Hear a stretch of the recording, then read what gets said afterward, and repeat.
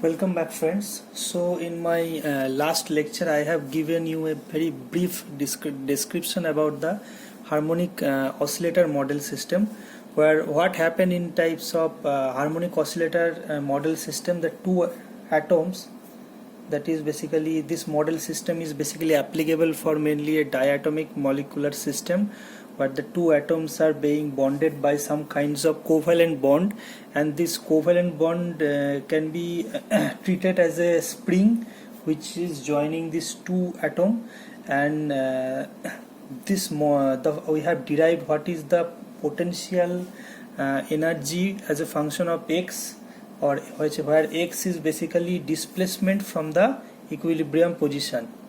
X is basically r minus r0, where r is the actual bond length and r0 is the equilibrium bond length. What is equilibrium bond length? The equilibrium bond length is the length of that bond where the energy or the potential energy of this system is minimum. So this is the most stable conformation of this types of system, where the potential energy is minimum and the corresponding bond length is called the equilibrium bond length. So as the displacement increases from the equilibrium bond length or from the equilibrium position, we can say that the potential energy of the system is increases. So this is x is basically displacement from the equilibrium bond distance. Now we have derived that the potential energy Vx is equal to half kxx square. So this is the equation of the potential energy of this harmonic oscillator model system. So this model system is looking like a parabolic system. Okay, so this is basically parabolic system where potential energy is along this axis, and along this axis this is the displacement. So you can see that the potential energy is minimum when the displacement is 0, or we can say that the bond length is r0. At that position the potential energy is minimum, and if we go towards this direction the potential energy is increases. Also if we go towards this direction also the potential energy is increases. So basically if we go whether we go in this direction or this direction, there will be some force that acting on this particle or the atom, and this force will try to restore the energy minima position, and this force is basically felt by the both atoms. So both atom will feel this force, and the work of this force is to restore the energy minima position, or the position where the potential energy will be minimum. So what is the expression of this force? The force, that is the function of the displacement, is basically negative of dv dx. So the negative is because this force is if the two atoms stretches along this direction, the force will act on the opposite direction. On the other hand, if the two atoms try to compress along this direction, the force will act on the opposite direction to restore the equilibrium position. So that's why as the force is acting on both of these atoms, but this is the in the opposite direction of the stretching or the compression. So that's why this negative sign is there. Now we know the expression of this potential energy Vx. So if we just put this expression half kx square, we will obtain minus ddx of half kx square. Now k, what is k? K is basically called spring constant that we have discussed in my earlier lecture. So this k actually decides the stiffness of this parabola. So this is called the spring constant, which is basically a constant value. So the derivative will be, if we do the derivative, it will be minus kx. So this is the expression of this, the force that is acting on both of the atom. Okay, so the force is getting bigger as the displacement increases. As the x increases or the displacement increases, more and more force will act. So if we go towards this direction, the force will increase as the x increases, and if we go towards this direction also, as the force increases, as the x increases, the force is also increases. So this is the direction of the force that will always try to make these two atoms in the equilibrium position. So this is the work of this force, that is, this is called Fx. Okay. Now here we will apply some classical theory. So according to the Newtonian's second law, F is equal to ma. This is nothing but classical theory, Newton's second law of motion, where the force acting on any substance or this two atom will be equal to mass into a, that is called acceleration. Okay, so the force is minus kx, that is equal to m into what is acceleration, d2x by dt2. Okay, so this is called mass and this is called acceleration. So if we rearrange this equation, what will happen?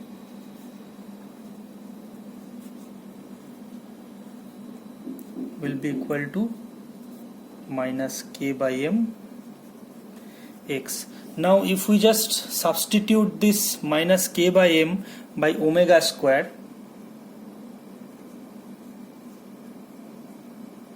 or omega is equal to root over of k by m, the equation will look like d2x dt square will be equal to minus omega square x. So if we do the integration, we can solve this equation. So this is a pure mathematics you can do at in your home. So the solution of x as a function of time will be like xt is equal to a cos omega t plus b sin omega t. So this is the expression of this x. So how you can be sure? If you do the derivative, if you take the derivative dx dt and then if you again do the derivative d2x dt square, you can, if you can do this, if you do the first derivative and again second derivative, you will end up reaching this equation, that d2x dt square is equal to minus omega square x. In that way also you can be sure that this is the expression of this x, that is a function of t. So this is the normal equation or the normal equation, the xt, that is xt is equal to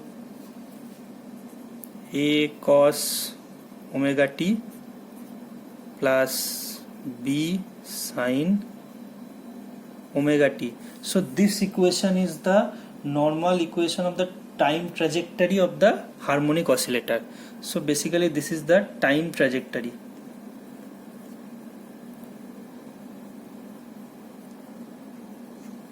of harmonic oscillator.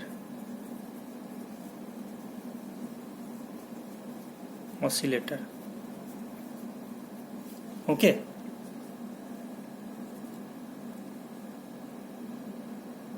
So this is the time trajectory of the harmonic oscillator. Now you can see that this equation is very general. This equation is not so so we have to make this equation much more simpler by giving some boundary condition, that as if you remember that while we are deriving the classical wave equation, at first we get some big general equation, but as we are giving more and more boundary condition, we can obtain a very specific classical wave equation.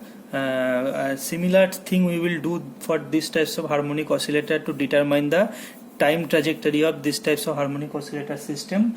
We will give some boundary condition, we will impose some boundary condition. So by using this boundary condition, we will truncate this equation very short.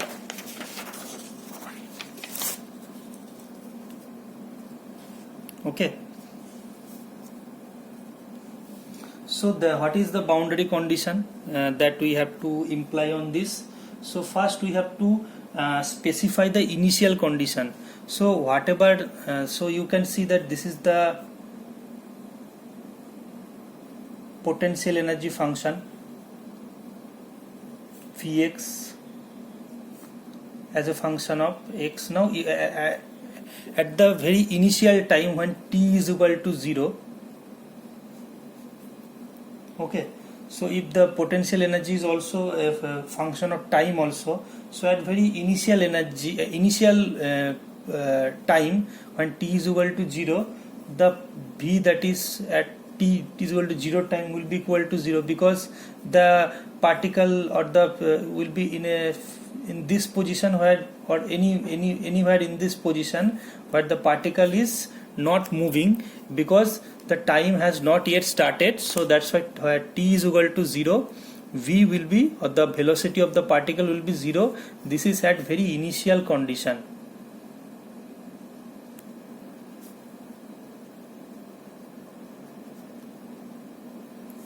Okay, so you can say that dx dt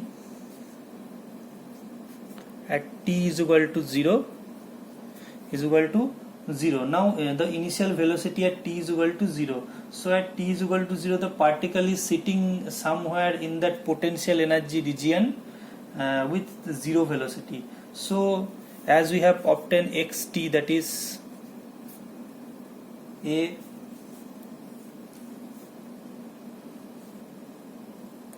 cos omega t plus b sin omega t.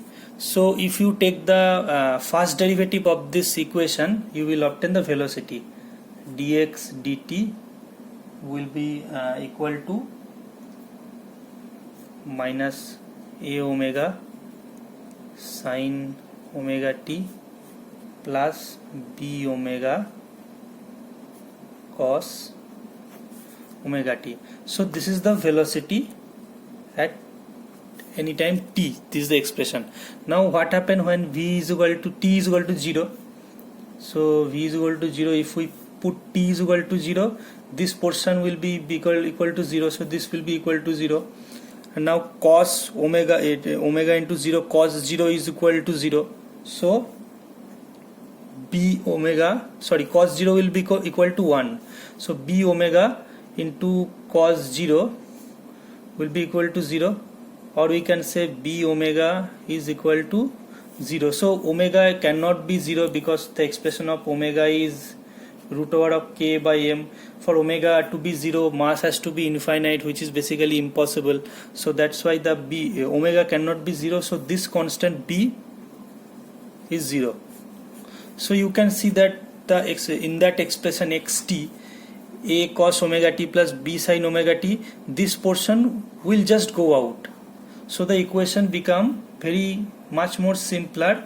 It will become only a cos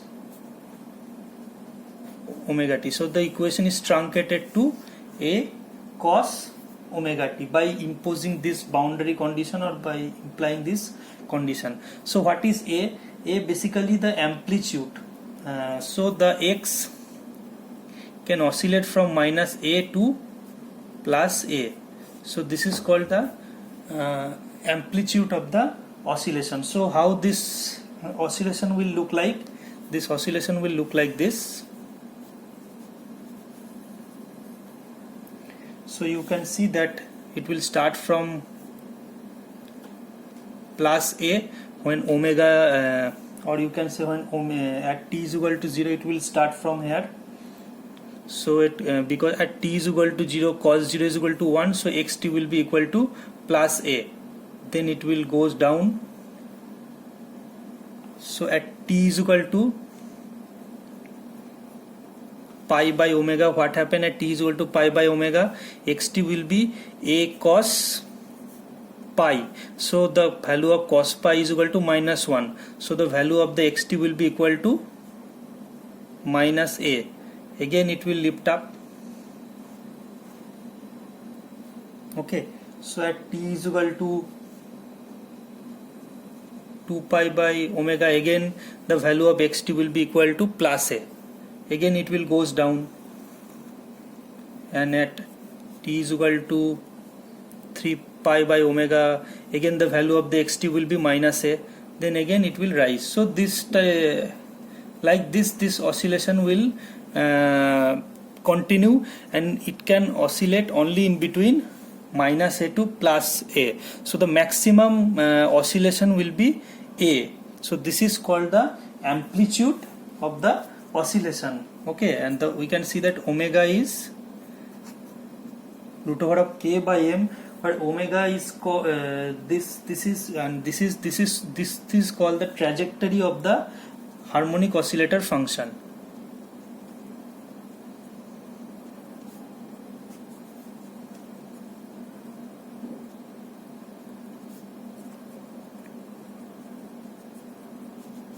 Okay, so this is basically trajectory of the harmonic oscillator function. Now this omega is basically nothing but the frequency of the oscillation.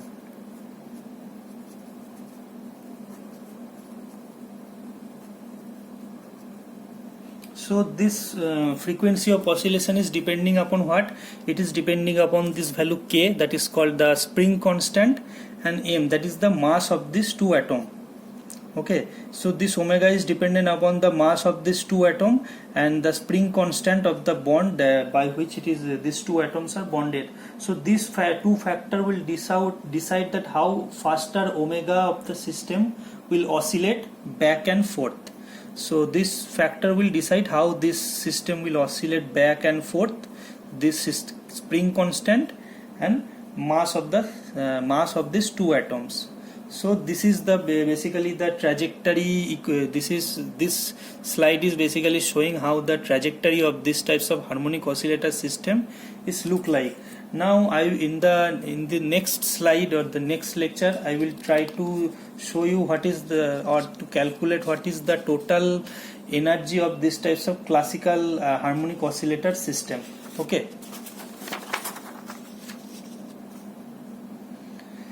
So we can just show you that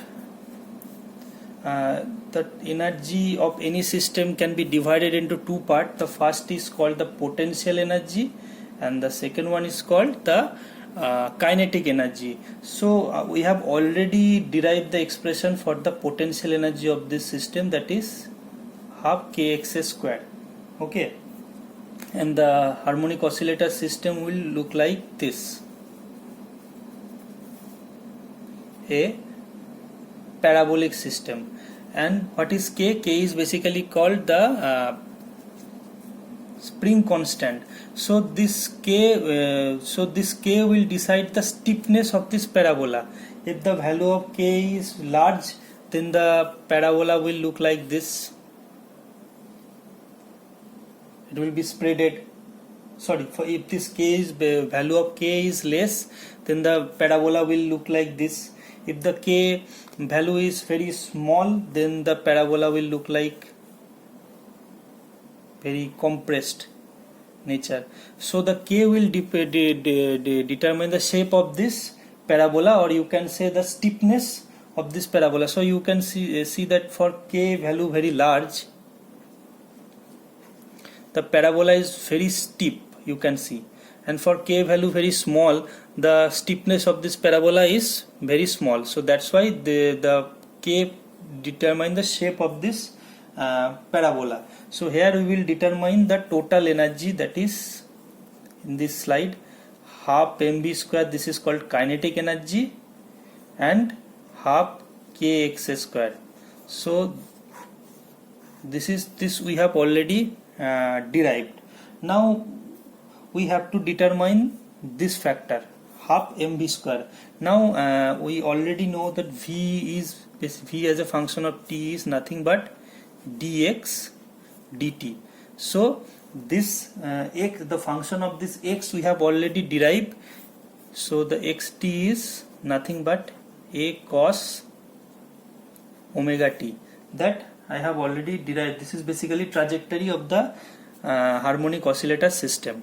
So if we take the derivative of this xt, we will obtain minus a omega sine omega t. So this is dx dt, or the velocity. Okay, so if we we just substitute this two value is equal to half m minus a omega sin omega t square plus half k, what is the value, x, a cos omega t square.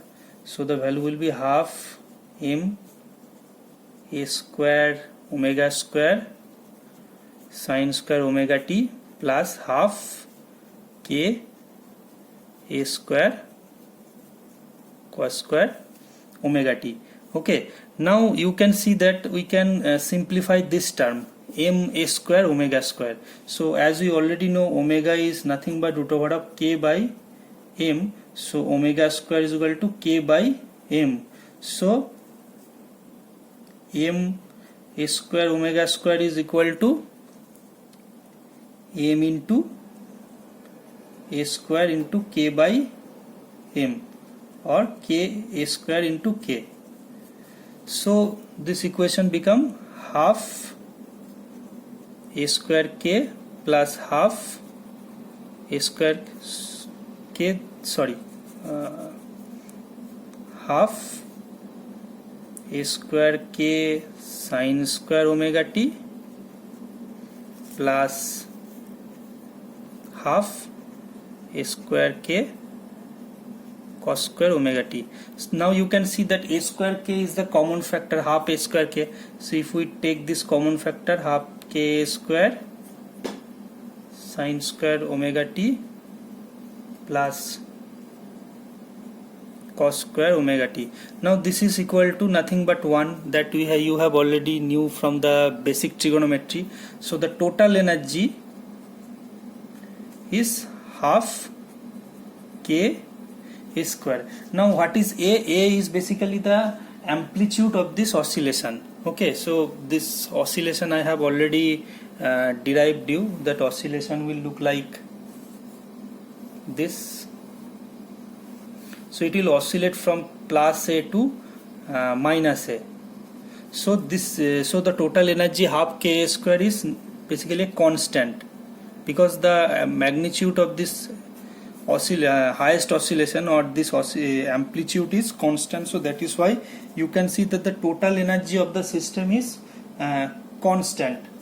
So there is no change in the total energy of the system. However, the potential, however, you can see, if we see the potential well for harmonic oscillator,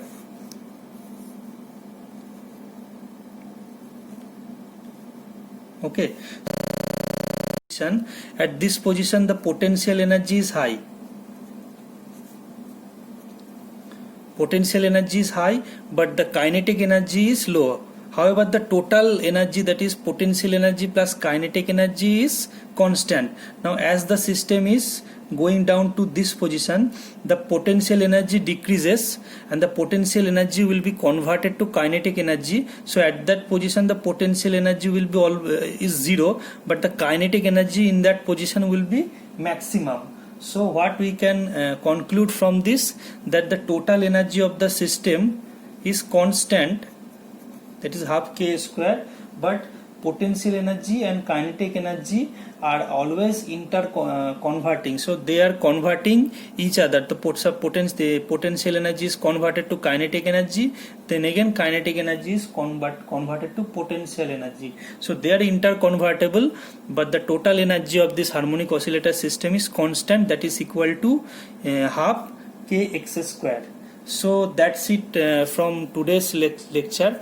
If you like my lecture, do subscribe to my YouTube channel, that is called the Chembiosis, and take care of yourselves. Thank you.